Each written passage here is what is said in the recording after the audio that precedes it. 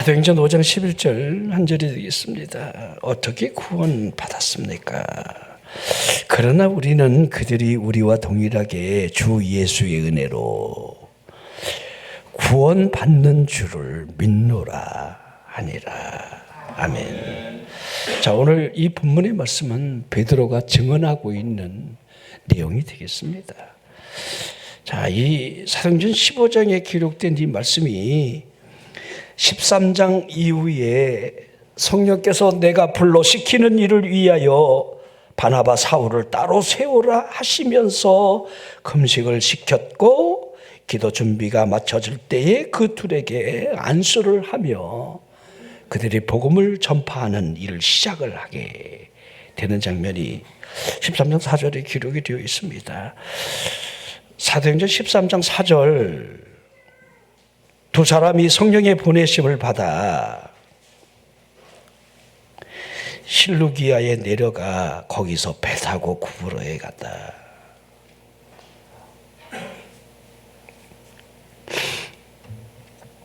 자, 여기 복음의 시작이 구브로의 섬으로부터 시작됐다는 거 우리는 너무도 잘 알고 있습니다. 자, 이걸 뭐 1차다, 2차다, 3차다 이렇게 굳이 안디옥교로 반드시 다시 들어와 선교 보고를 하고 난 이후에 그들이 다시 여러분 떠나는 이 장면을 구분을 굳이 해놨습니다. 아무튼 14장까지가 이 1차 전도 여행이라 할 수 있는데, 자, 그들을 통해서 어떠한 하나님의 역사가 나타나는지는 우리가 여러분 성경에 그대로 기록이 되어 있고요. 자, 아무튼 복음의 첫 출발지가 되었던 안디옥 교회로 다시 돌아와 하나님이 함께 행하신 모든 일들에 대하여 이방인들에게 믿음의 문을 더 여셨다는 이 사실을 보고했겠지요. 그리고 그들과 함께 머물러 있을 때에 유대로부터 내려온 어떤 사람들이 형제들을 이렇게 가리키기 시작하는 거예요. 모세의 법대로 할례를 받지 아니하면 구원을 받지 못하리라. 이런 일들이 초대교회에 있었다는 거죠. 지금도 여러분들 교회에 수많은 이단들이 등장하는 것은 말씀으로부터 자꾸 진보되기 때문에 그래요. 구원에 대한 방식이나 이라는 것들이 이렇게 해야 되지 않겠는가라고 하는, 심지어는 요새는 유월절을 지켜야 구원받는다, 뭐 그런 여러분들 사람들도 여러분 나타나고 있잖아요. 유월절하고 구원하고 무슨 상관이 있습니까? 자, 그러면 잘 보십시오.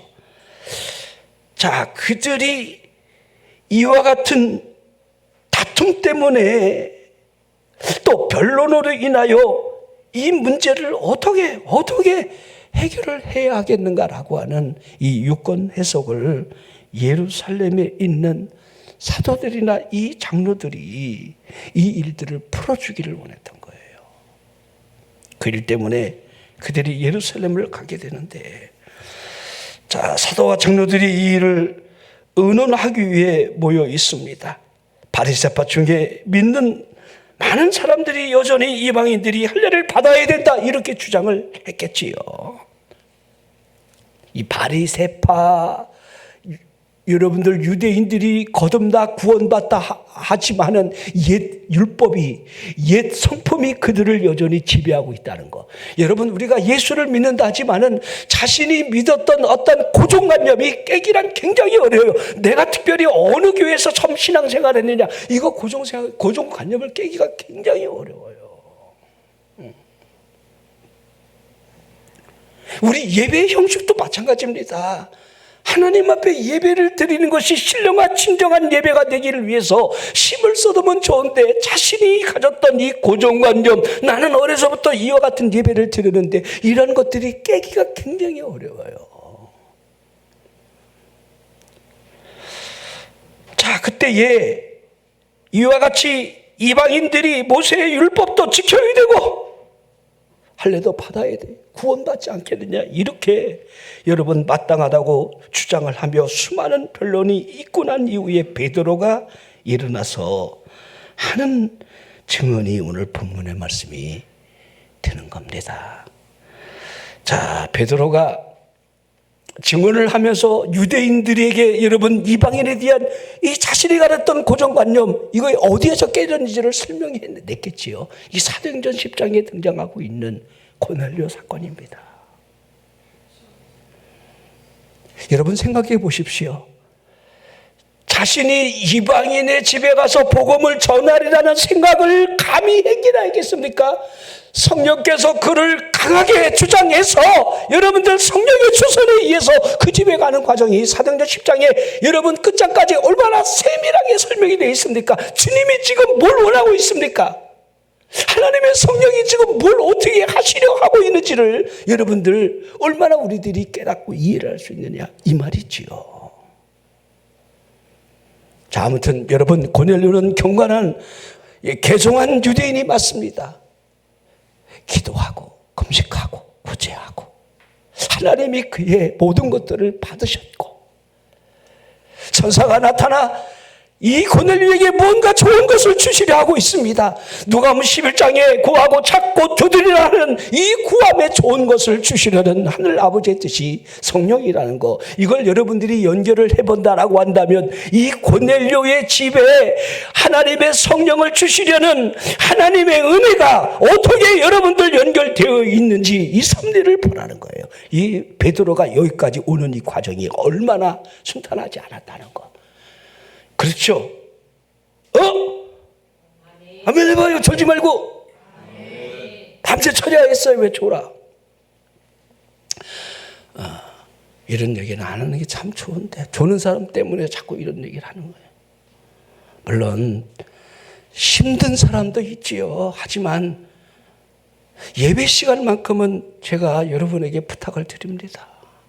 눈은 감지 마십시오. 김정은이 앞에 가서 눈 감으세요. 차라리 어떤 일이 일어나는지 알 거니까. 전능하신 하나님 앞에 우리가 예배하면서 하나님을 여러분들이 정말 어떻게 우리가 대해야 되는지 이런 의식을 가지라는 거예요. 제발입니다. 한 사람이라도 예외 없이 우리 모두가 동일한 마음으로 이렇게 하나님을 경배하자는 거예요. 하나님이 어떻게 하시는 걸 보라는 거예요. 하나님의 성령이 어떻게 이끌어 가시는지.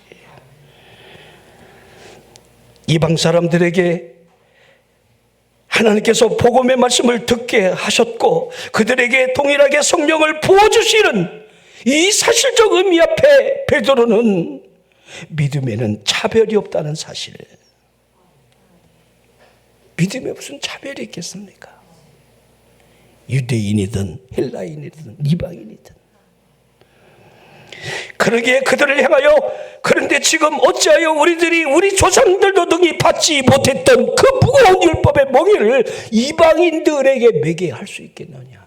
너희들도 지금까지 모세가 우리에게 허락한 하나님의 율법을 등이 매지도 못했는데 어떻게 이방 사람들에게 지금 예수 믿으라 해놓고 그 율법을 매게 하라느냐. 할례받게 하고 율법을 지키게 하고. 아마 우리 보고 여러분들 할례받게 하고 우리 율법을 지키라니까 헐 대박입니다. 주일날 예배 지키기도 어려운데 무슨. 자, 온 무리가 베드로의 이 증언이 오늘 본문 말씀 한 구절 딱 나와 있는 거죠. 주 예수의 은혜로 구원받는 줄을 나는 믿고 있다. 이게 오늘 본문이에요. 그의 여러분 구원에 대한 정확한 이 복음이 이 안에 들어져 있죠. 주 예수의 은혜로 말미암아 구원받는 줄을 나는 믿노라. 이 선언이에요. 여러분들도 이렇게 믿고 있습니까? 이렇게 믿으시라는 거예요. 온 무리가 베드로의 증언 앞에 가만히 있어야 했고 그때 바나바 바울이 하나님께서 자신들로 말미암아 이방인 중에 복음을 전할 때에 행하셨던 표적과 기사를 말을 했고 말을 마칠 때에 사도 야고보가 일어나서 연이어 증언을 하는 거죠. 여러분이여 내 말을 들으시오. 아모스 선지자가 아모스 9장 11절 12절 이 예언된 이 말씀을 쭉 설명을 해나갑니다. 그날에 내가 다윗의 무너진 장막을 일으키고 그것들의 틈을 막으며 그 허물어진 것을 일으켜서 옛적 것 같이 세우고 그들이 에돔의 남은 자와 내 이름으로 일컫는 만국의 기업으로 얻게 하리라. 이 일을 행하시는 여호와의 말씀이라 하는 이 말씀을 모든 이방인들로 주를 찾게 한다라고 하는 이 말로 해석을 해나가는 거지요. 자신의 의견으로 말미암아 이방인 중에서도 하나님께로 돌아오는 자들이 있다고 말씀하셨는데 어찌 그들을 괴롭게 할 수 있겠는가. 다만 우상의 더러운 것, 음행, 목매어 죽인 것과 피를 멀리하라 함이 옳지 않겠는가.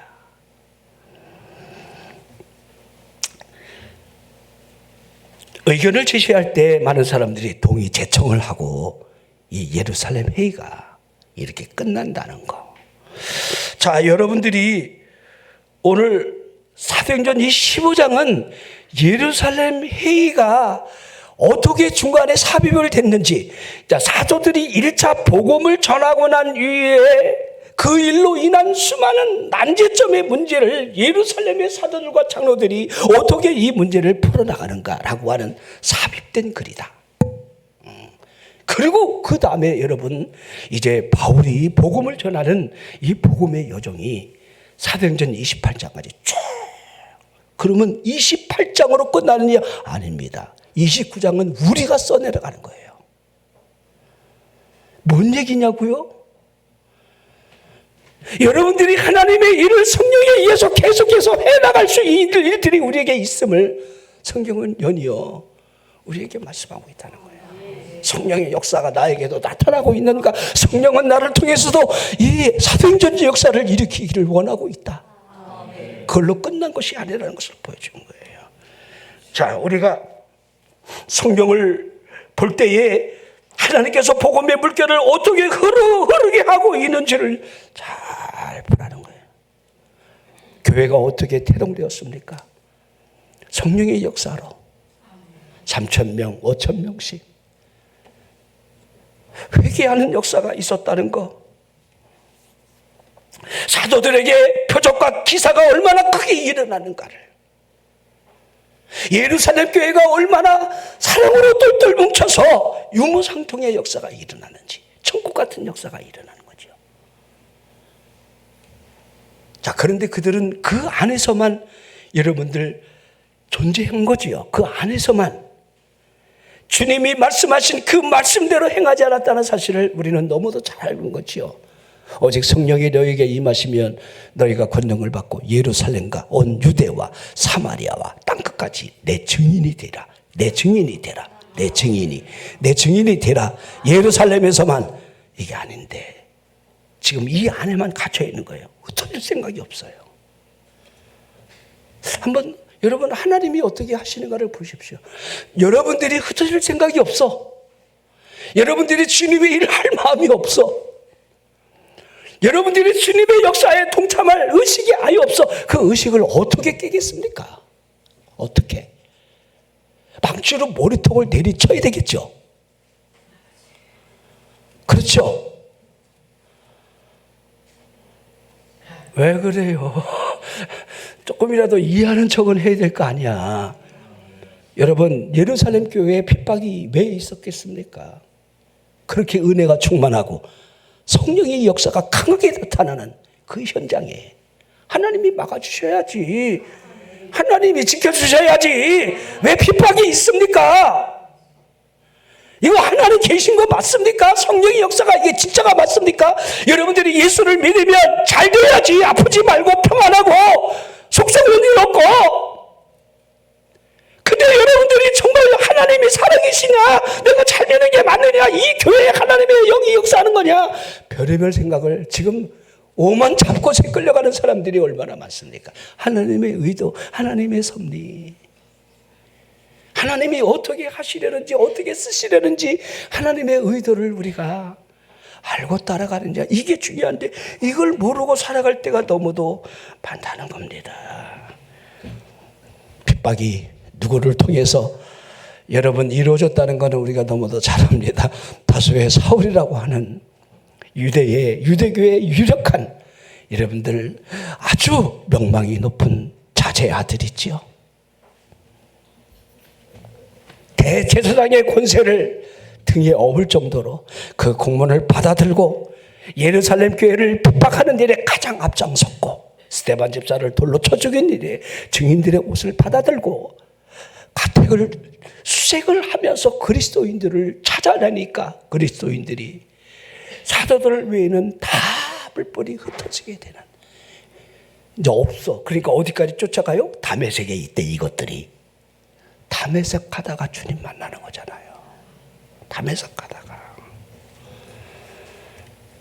이게 참 아이러니해요. 안디옥 교회가요, 자신이 핍박해갖고 도망간 사람들이 세운 교회야. 이게 얼마나 여러분들 아이러니합니까? 자, 이 안디옥 교회를 보면요, 이 구성원이 이렇게 되어 있습니다. 사도행전 13장 넘어가면서 1절에 이게 딱 나와 있습니다. 안디옥 교회에 선지자들이 있었다. 교사들이 있었고, 자, 그들 이름이 바나바, 니게르, 시므온. 자, 니게르라 하는 시므온, 구레네 사람 루기오, 분봉왕 헤로데 젖동생 마나엔, 그리고 다소의 사울.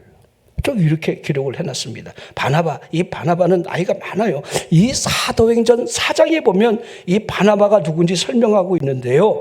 구브로에서 난, 구브로 섬이라는 얘기죠.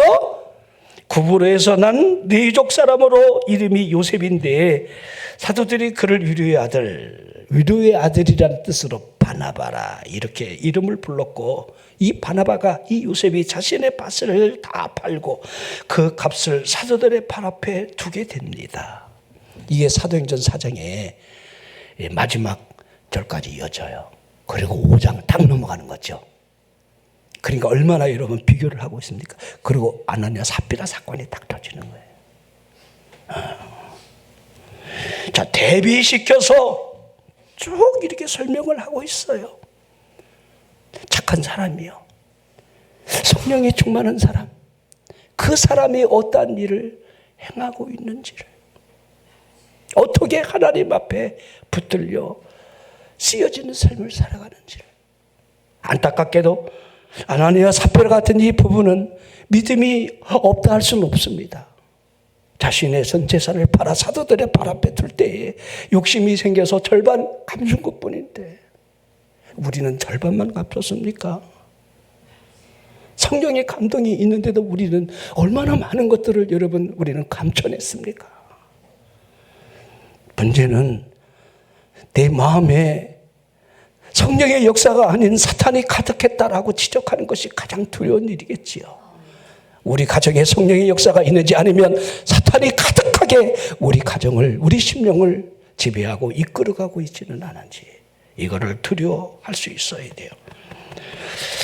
자, 바나바 같은 믿음의 사람, 니게르라 하는 시므온, 니게르, 다시 말하면 흑인이라는 거예요. 그리고 구레네 사람 루기오, 이자 구레네 사람 시몬이 대신 십자가를 지셨던 이 일로 볼 때 구레뇨 동방에서 온 사람이라는 것을 알 수가 있고, 분봉왕 헤로데 젖동생 마나엔이라 하고 있는데 대단한 정치인이었다. 헤롯의 젖동생이 마나엔이라고 하는 이런 친구가 그리스도인으로 이 안디옥 교회 구성원이었다. 그리고 가장 젊은 층에 속하는 다소의 사울이 있습니다. 다소의 사울을 잘 보십시오. 갈라디아 1장에 이 다소의 사울을 이렇게 스스로 간증을 하고 있지요. 내가 전한 복음은 사람의 뜻을 따라 된 것이 아님을 분명하게 밝히고 있지요. 갈라디아 1장 12절에 이는 내가 사람에게서 받은 것도 아니요 배운 것도 아니요 계시. 사도행전 9장의 사건을 여러분들 이렇게 또 설명하고 있는 거예요. 내가 어디서 배워서 한 게 아니야.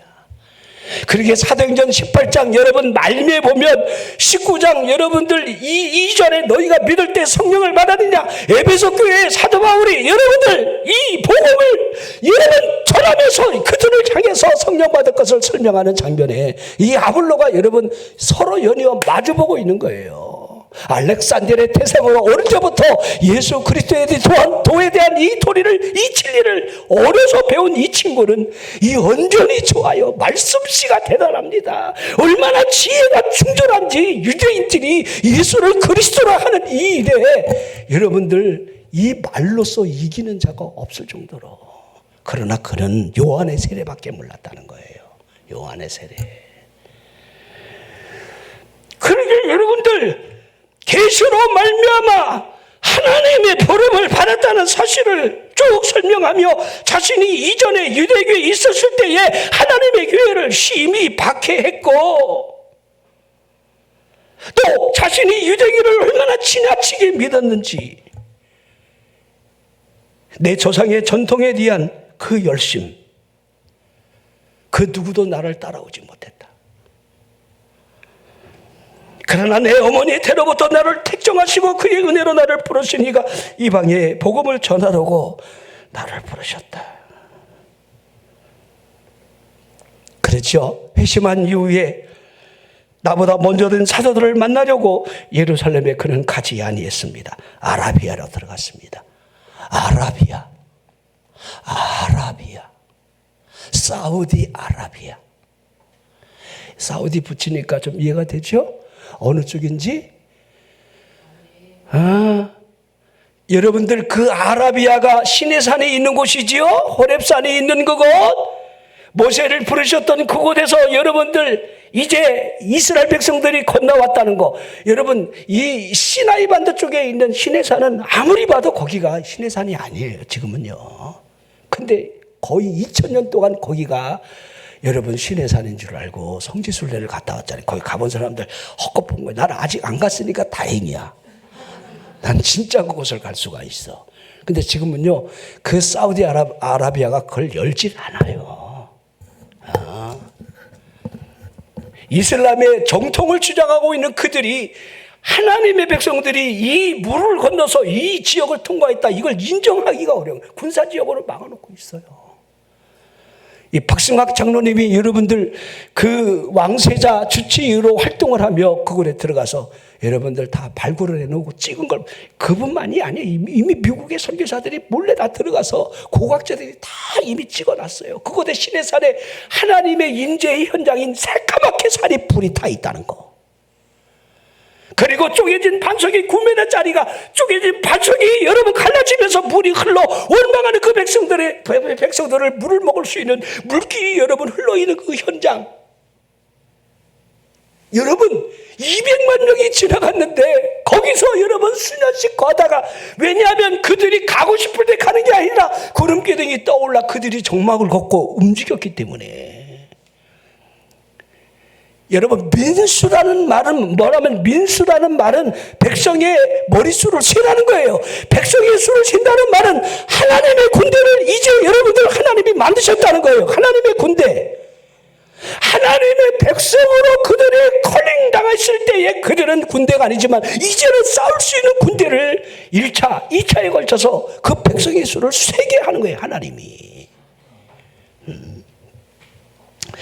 자, 이거 하나하나 보더라도 이 아라비아에 가서 3년 동안 여러분들 금식하고 기도하고 얼마나 수많은 계시를 받았겠습니까?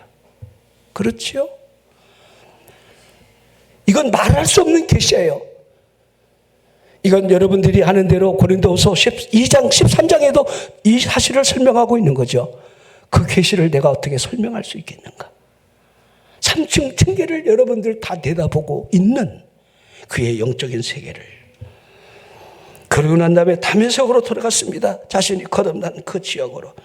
예루살렘 교회가 스데반의 순교와 환난으로부터 흩어진 자들이 버니게와 그브로와 안디옥까지 다 유대인에게만 최초로 말씀을 전하게 됐고 그 중에 그브로와 고린에 거주하던 몇 사람이 안디옥에 이르러 헬라인들에게 드디어 주 예수를 전파하기 시작했는데 그때 주의 손이 그들과 함께 했으므로 말미암아 수많은 사람들이 믿고 돌아와 안디옥 교회가 형성되었습니다. 그러게 여러분 13장 1절에 안디옥 교회 구성원을 제가 쭉 설명을 했지요. 헬라인들, 흑인들, 동방에서 온 사람들까지 유대인들 쫙 자, 예루살렘 교회가 이 사람의 소문을 듣고 바나바를 안디옥 교회로 보냅니다.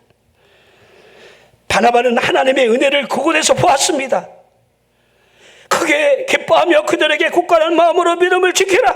그렇게 권하면서 사도행전 11장 25절에 보면 바나바가 사울을 찾으러 다소로 갔다. 자, 에베소에서 자기의 고향 길리기아 다소로 가 있는 이 사울을 바나바가 찾으러 가는 거예요. 그리고 그를 데리고 안디옥 교회에 돌아와 1년간 큰 무리를 가르쳤는데 바로 비로소 그때에 이 안디옥에서 저들을 향하여 크리스찬, 그리스도인, 그리스도에게 속한 놈들, 지독한 놈들, 뭐 이런 크리스찬, 그리스도인. 우리 옛날에 여러분 어렸을 때 교회 다니는 사람들 뭐라고 불렀습니까? 예수쟁이들. 예수쟁이들. 지금은 그런 사람들 없더라고요, 그죠?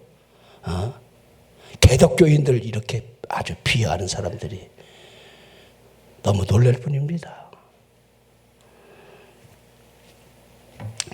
자, 안디옥 교회가 이렇게 구성이 됐어요.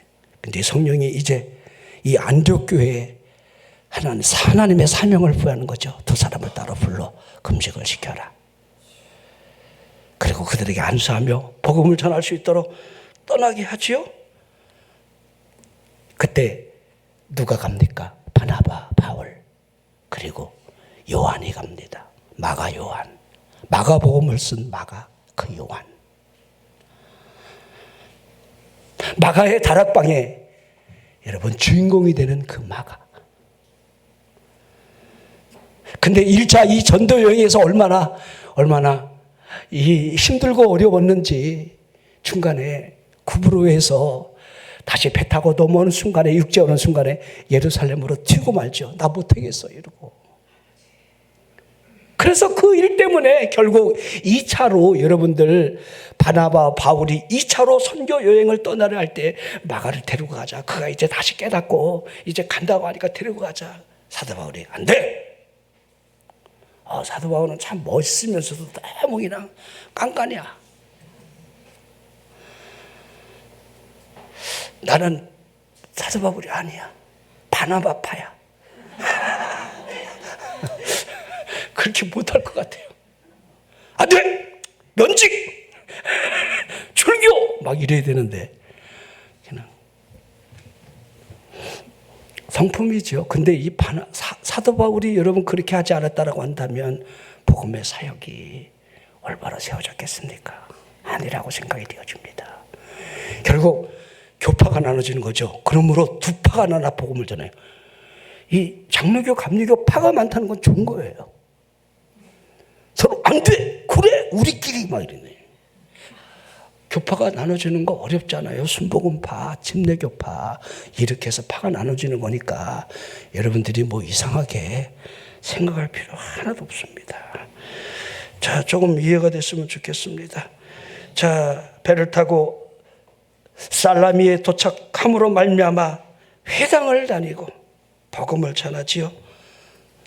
자, 이 섬에 총독이 되는 서기오 바울이 있습니다.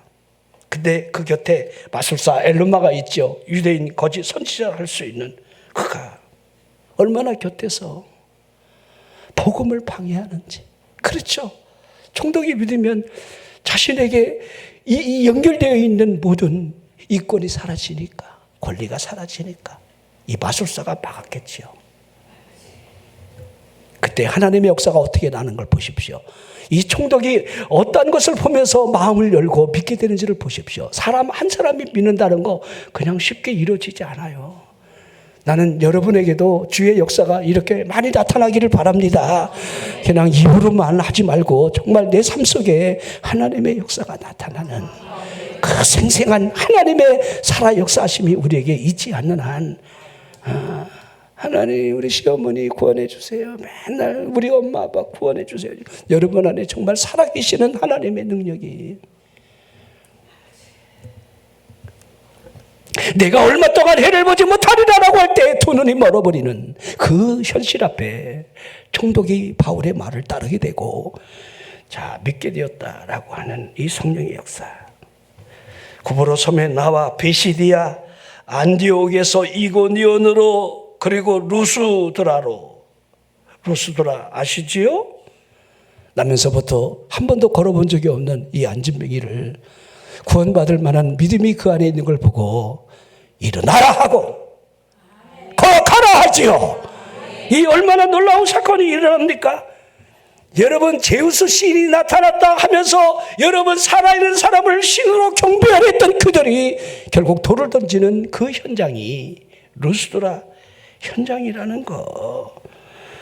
자, 사도 바울이 그때에 전한 복음의 내용이 사도행전 14장 15절 기록이 되어 있습니다. 이르되 여러분이 어찌하여 이러한 일을 하라느냐. 제사 지나지 말라는 거예요. 우리도 여러분과 같은 성정을 가진 사람이라.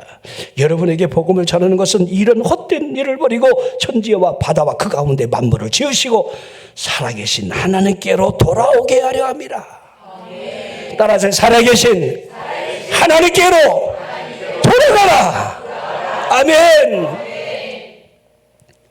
여러분들이 이 자리에 앉아서 하나님을 예배하는 그 예배의 초점이 우리는 하나님께로 돌아갑니다. 여기에 있다는 거지요. 복음을 보십시오.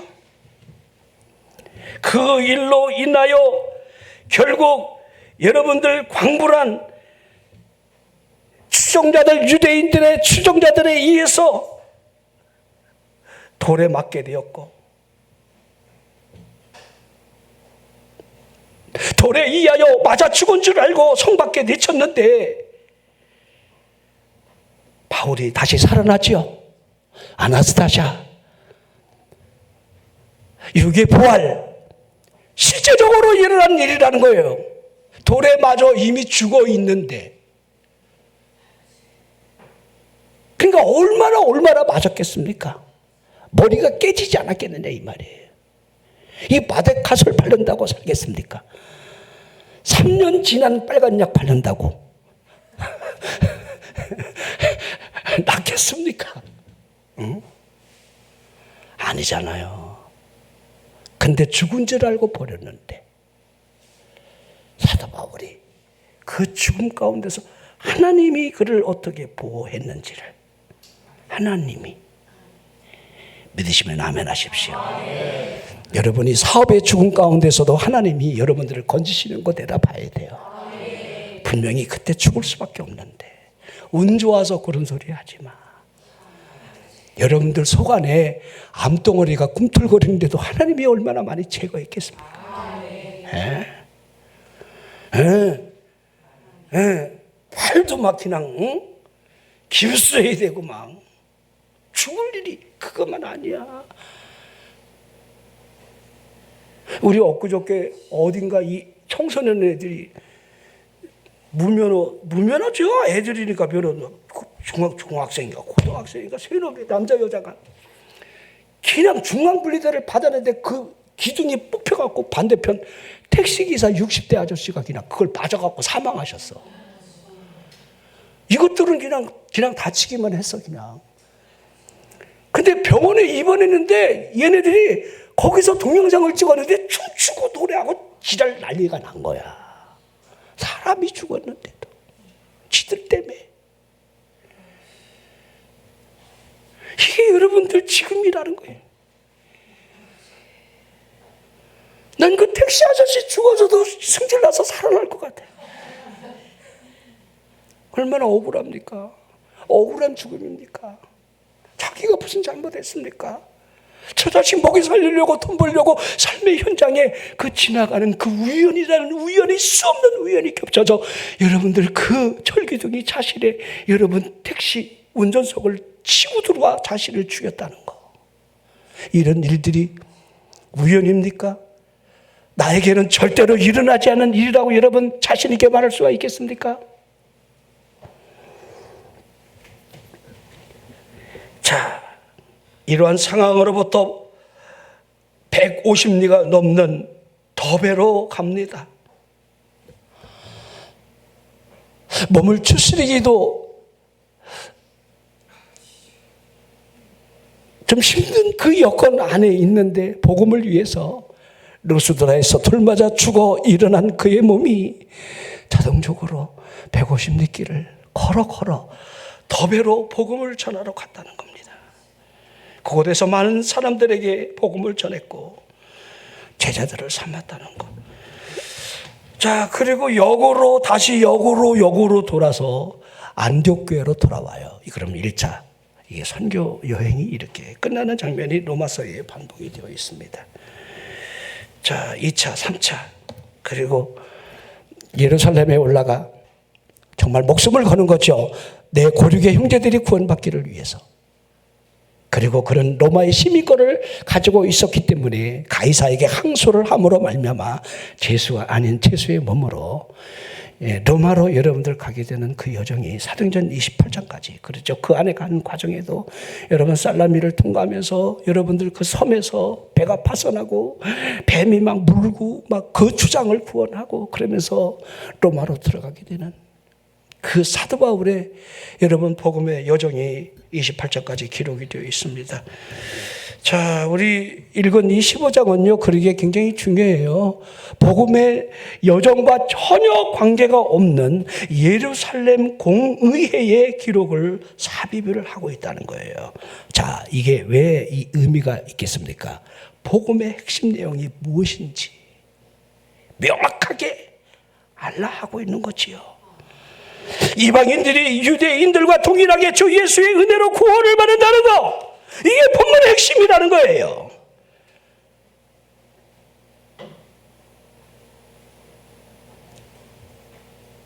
오로지 예수의 이름으로 구원을 받는다. 저도 이렇게 믿습니다. 이 믿음이라고 하는 이 사실적 의미가 내게 진실로 다가온다라고 한다면 거짓이 아닌. 자, 그러기에 사도 바울이 이방인들을 향하여 복음을 전할 때에 걸림돌 하나를 제거한 거지요. 너희들 예수 믿어도 구원받으려면 할례 받아? 그리고 모세가 정한 이 율법들을 지켜야 돼? 이렇게 만약에 나갔다라고 한다면 복음이 얼마나 여러분들 혼택하고 얼마나 어렵겠습니까? 우리 예수님의 복음을 보십시오. 마음 16장 15절 16절 여러분 뭐라 하고 있습니까? 땅끝까지 복음 전하라. 만민에게 복음을 전하라. 전파라 하시는 그분이 믿고 세례를 받는 사람은 구원을 얻을 것이요, 믿지 않는 사람은 정죄를 받으리라. 구원과 정죄함, 내가 결코 정죄함이 없다는 사실이 어디에 있는 겁니까? 믿고 세례를 받는다는 거, 믿고 세례를 받는다는 사실을 로마서 8장에 그리스도 안에 있다 이렇게 설명해 나가고 있는 거지요. 누구든지 그리스도 안에 있으면 결코 정죄함이 없다. 누구든지 그리스도 안에 있으면 고린도서 5장 17절에 새로운 피조물이나 이전 것은 지나갔다는 말이 무엇입니까? 이제는 정죄함의 대상이 아니라는 거지요. 생명의 성령의 법이 죄와 사망에 얽혀있던 우리들을 그리스도 안에 있음으로 말미암아 돌감람나무가 여러분들 참 감람나무를 접붙임으로 말미암아 열매는 이제 참 감람나무 열매가 맨날 맺어지는 거지요. 이걸 이렇게 그 안에 있다 이렇게 접붙임을 받았다 그 말이에요. 여러분이 세상에 뿌리를 내리고 있다 할지라도 그 세상의 가지를 끊어버린 채로 예수 그리스도의 가지가 우리 안에 붙음으로 말미암아 이제 열매는 당연히 이전 것이 아니라는 거. 그렇죠? 나는 포도나무요 너희는 가지라 내 아버지는 동부라 이렇게 삼박자 관계를 설명했겠습니까? 자, 바울이 2차로 갈라지면서 신라를 택했고 더베와 루스드라로 다시 들어갔고, 루스드라를 들어간 이유는 그곳에서 만나야 할 그 믿음의 아들 디모데가 있었기 때문이지요. 그곳에서 디모데를 만나는 거예요. 루스드라에서 그 죽음의 현장에서 믿음의 아들을 세우는 거예요. 어찌 보면 여러분들 하나님의 일이 평탄한 가운데 더 견고해지는 게 아니라 그 죽음을 뛰어넘을 때에 하나님의 살아계신 그 역사 앞에서 여러분들 믿음이 또 믿음의 아들이 태어나는 거지. 그냥 되지 않는다는 거. 여러분이 입으로만 쭉 이렇게 몇 마디 외쳤다고, 철야 몇 번 하고 금식 몇 번 했다고 다 이루어지게?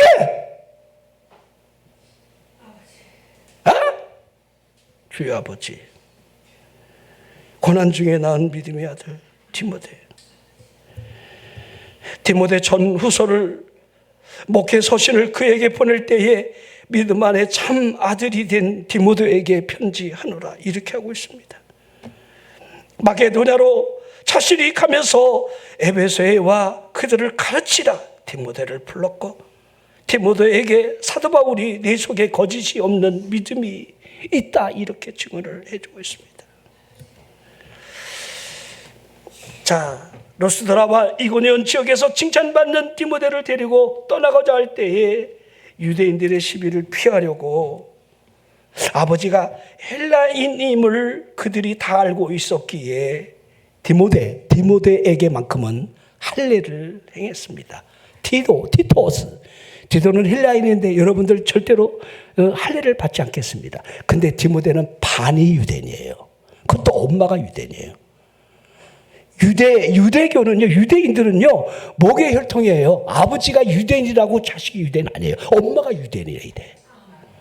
우리도 봐봐. 엄마 믿음 따라가지 아빠 믿음 따라가? 아빠 믿음은 잡것이야. 상관이 아니라고 네가 막 흔들면 어떡할 거야? 아니래, 상관이가. 아유, 기분 나빠도 어쩔 수 없어. 그 유대인들이 그렇게 했다는 거. 왜냐하면 수천 년을 걸쳐서 여러분들 이 토라, 하나님의 말씀을 엄마들이 가르치는 거지 아버지들이 못 가르쳤어요. 치마폭 교육을 한 거예요. 진짜 맞아. 엄마가 진짜 믿음이라야 그 가정이 사는 거지. 그럼요. 아버지들 개털이야.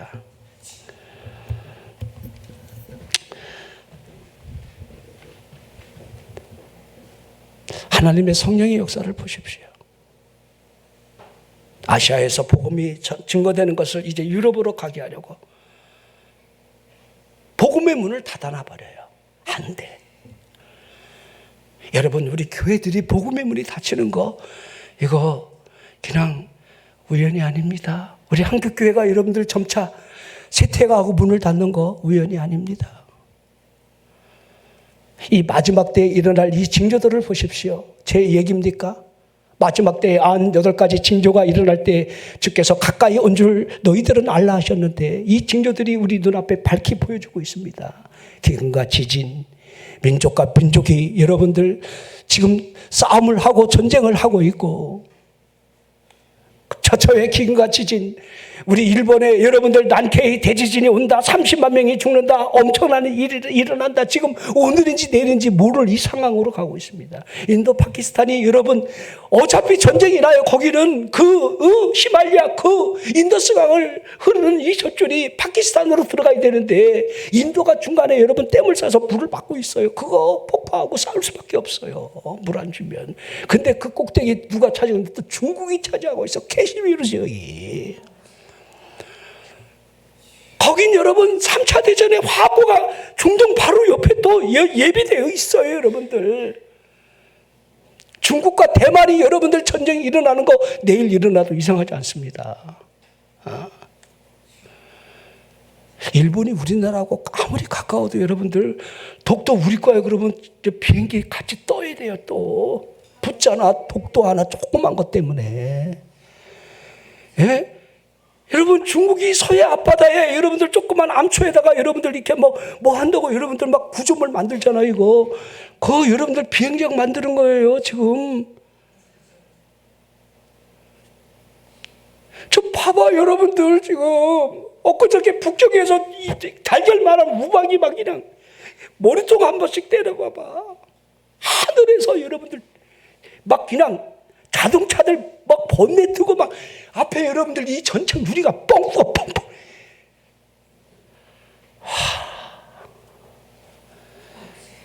이게 우리 지구의 여러분들 온난화 이 수준을 넘어섰어요. 마지노선이라고 있는 그 온도선을 넘어섰어요. 북극의 제트기류가 여러분들 이게 막아줘야 돼. 무너지면서 찬기도 오고 엄청난 여러분들 한파도 오고 기근도 오고 여러분들 지진도 나는 거예요. 보십시오. 주님이 오실 때가 가까이 왔습니다. 여러분은 왜 그것을 못 보고 있습니까? 주님은 우리를 향하여 깨어 기도하라.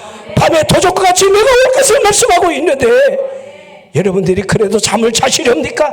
그런데도 여러분의 영혼의 각성이 무너진 채로 여러분 평안하다 안전하다 이렇게 살아야 하겠습니까?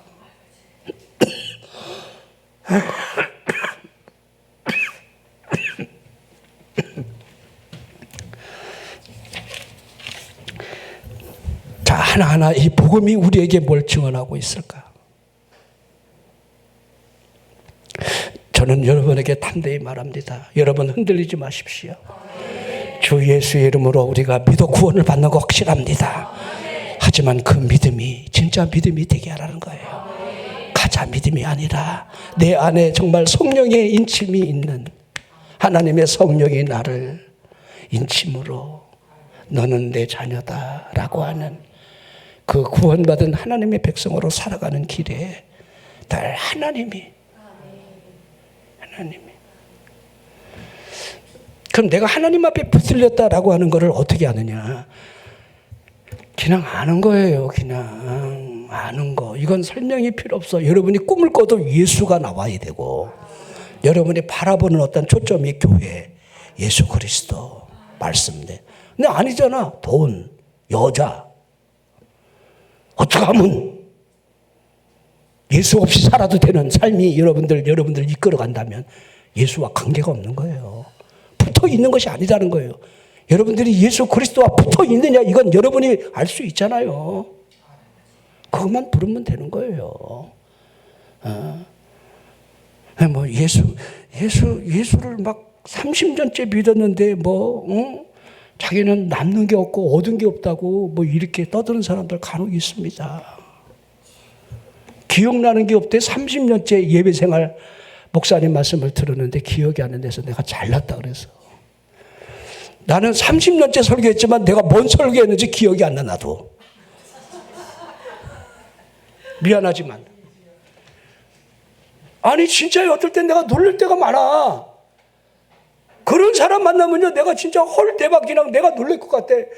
너도 기억 안 나지만 내가 설교해 나도 기억 안 나. 그러면 30년째 내 부인 밥 먹은 사람들 기억나는 거 뭐 있어?